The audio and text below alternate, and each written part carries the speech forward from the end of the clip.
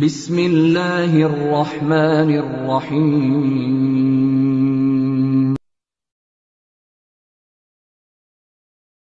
আসসালামু আলাইকুম রহমতুল্লাহি ওয়া বারাকাতুহু। আমাদের এক ভাই কুরবানির পশুর চামড়া সম্পর্কে একটি প্রশ্ন করেছেন। অবশ্যই এই প্রশ্নের উত্তরটা আমি বিস্তারিতভাবে এর আগে দিয়েছিলাম। তো এই মুহূর্তে আবারও ওই মাসালাটি ওই একই ব্যক্তি প্রশ্ন করেছেন।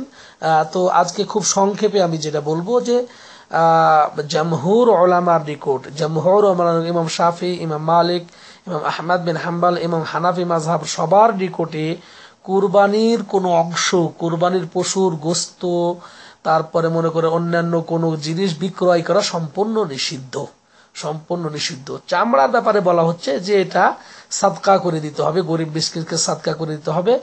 আর এই যেমন গোস্তের কথা যেমন বলা হচ্ছে যে গরিব মিসকিনকে দিলে পারে এটা সাদকা হয়, আর এটা গোস্তই যখন ধনীদেরকে দেয় তখন সাদকা থাকে না, এটাকে হাদিয়া হিসাবে। তো কুরবানির গোস্ত যেমন গরিব মিসকিনেরও একটি ভাগ রয়েছে, তাদেরকেও দেওয়া হয়, ওইরকম ভাবে এই কুরবানির একটি গোস্ত কিন্তু আত্মীয় স্বজন এবং ধনীদেরকেও কিন্তু হাদিয়া দেওয়া হয়। সুতরাং কুরবানির চামড়া বিক্রি আসলে বলে বিক্রি নিষিদ্ধ, কিন্তু বিক্রি করে যে লব্ধ টাকাটি হবে এটা গরিব মিসকিনকে সাদকা করে দিতে হবে, এটাই বাস্তব এবং এটাই। তবে চামড়া থেকে উপকার নিতে পারবে, চামড়া মিসকিনকে দিয়ে দিতে পারবে, সে বিক্রি করে নিয়ে নিবে, অথবা কোনো ধনী লোককেও দিতে পারবে, সে কি করবে, বিক্রি করবে না, সেটা ব্যবহার করবে, সে সেখান থেকে বলবেন উপকার লাভ করবে, সে পাপোশ অথবা কোনোভাবে তাকে হাদিয়া দেওয়া যেতে পারে, হাদিয়া হিসাবে সে নিবে, সে সেটাকে ব্যবহার করবে, যে কোনো হিসাবে এটা দেওয়া যেতে পারে।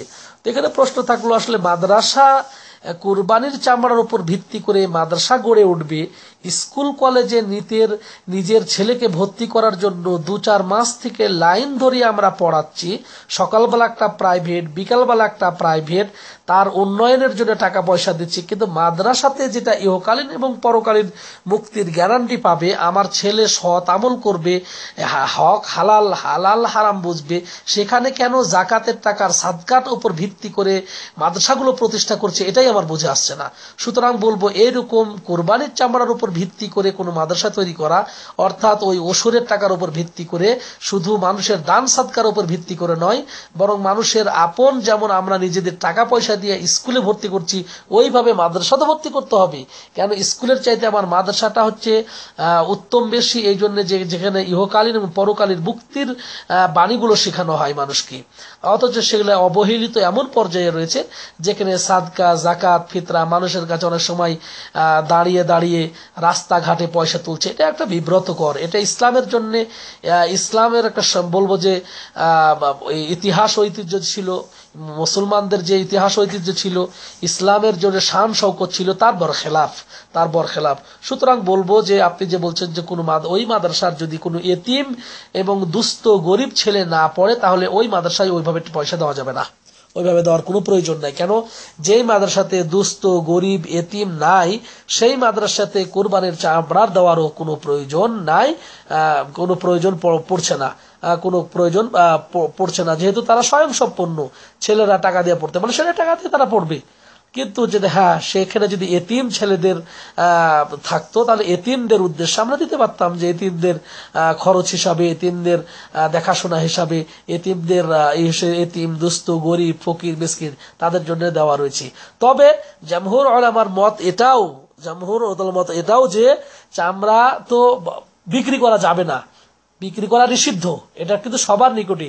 তাহলে বললাম যে এটা হাদিয়া যেমন দেওয়া দেবে বড় লোককে বা ধনীদেরকে, যেমন হাদিয়া দেওয়া যাবে চামড়া, সেখান থেকে সেটা উপকার লাভ করবে, এবং সেটা মিসকিনকে কিন্তু সাদকা করে যাবে, মিসকিন বিক্রি করে সেখান থেকে উপকার লাভ করবে, কিন্তু ধনী কিন্তু তো এই ক্ষেত্রে আবার কেউ বলেছেন যে এমন কোন যদি সংস্থা যারা চামড়া বিক্রি করে দিয়ে ওটা কোনো বলতেছেন জনকল্যাণমূলক কাজে ব্যয় করবে, এরকমও জায়েজ বলেছেন কেউ বলেছেন জনকল্যাণমূলক কাজে। সুতরাং ফোরকানিয়া মাদ্রাসায় দেওয়া যেতে পারে, জায়েজ রয়েছে। কিন্তু যেটা বললাম যে এটা উচিত নয়, এটা ইসলামের শান শৌকতে ব্যাহত হচ্ছে, ইসলামের যে আদর্শ ছিল এটা ব্যাহত হচ্ছে।